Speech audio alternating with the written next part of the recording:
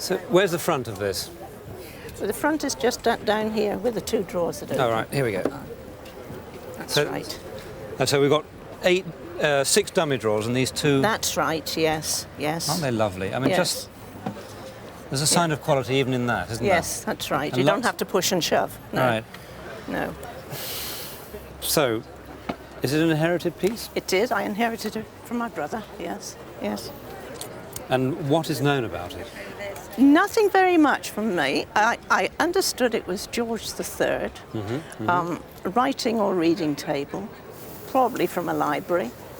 Other than that, I really don't know much about it. I think that's a pretty accurate assumption of what it is. I mean, firstly, the quality of it just shouts. And even if you stand here and you stand and look at it, it's so well drawn and designed. Yes. And it's such a nice, small, usable piece of furniture. Yes. And I can imagine it as a part of a commission probably for a very, very grand library in a big, grand country house. And that's why one hopes that you might say, yes, my great-grandfather was Lord so-and-so or something like that. Well, my brother was. Right. He was an interior decorator and he had a lovely home. So that was in his home, yes. Well, obviously, if he bought this, he obviously had a very good eye. Yes, it's he got did. it's lovely Yes, lines he about did. it. Yes. Let's look at the quality. I mean, you can see here, if I tip, it's wonderful. As you say, a reading stand. It would have had Yes. 2 little brass clips there. Yes, I wondered there, yes, yes. And they'd be probably easy enough to replace. But do you know what the wood is? I think it's walnut. Is it burr walnut or just walnut? No, it's set to catch you, this one. It's called pollard oak. Oh, pollard oak? Yeah, Is it exactly. really? And this Oh. wonderful grain here. Yes. And you can see where they've had a split and they've got this, can you see this almost like a Yes. ribbon here? Yes, it is. Yes. And there's another one up there. Oh, yes. That's Yes. where they've had to inset little pieces of wood just to keep the sequence of the grain running. You see all this, it's Yes, so it's dirty. beautiful. Yes, But these are repoussé, so they've been hammered out from the back. Oh, I see. Incredible detail. Rather, Yeah. I mean, if this was 50 years later, it would be electroplating, but this is actually hammered out repoussé, whereas these are cast brass. These are actually bronze casting in the normal way. Bronze cast. There's one man who springs to mind with this, a maker. I can't attribute it to him.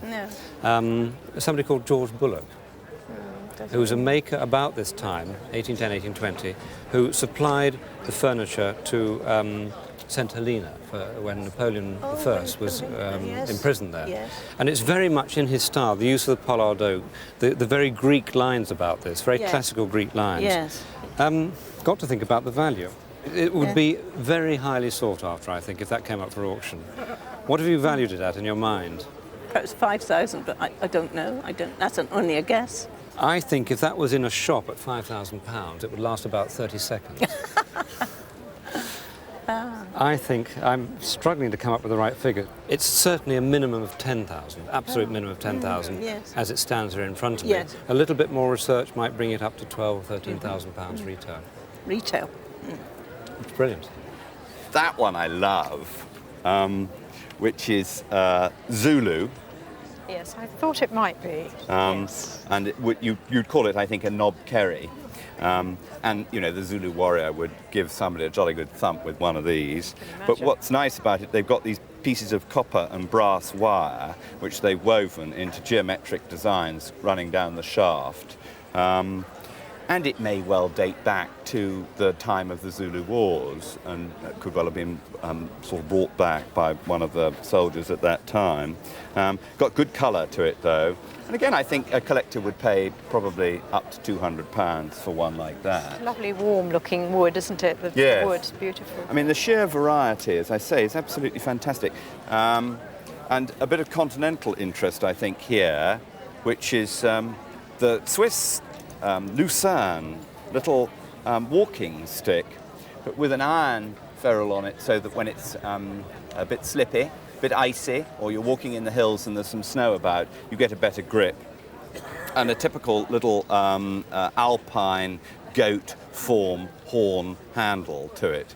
You would have bought it, early tourist wear, really, when visiting Switzerland in 1890. Quite sure of that, yes. Lovely, Yes, isn't it? Yes, but it's lovely to look at. Yes, so. it is, and in good condition, 100 to 150 for that.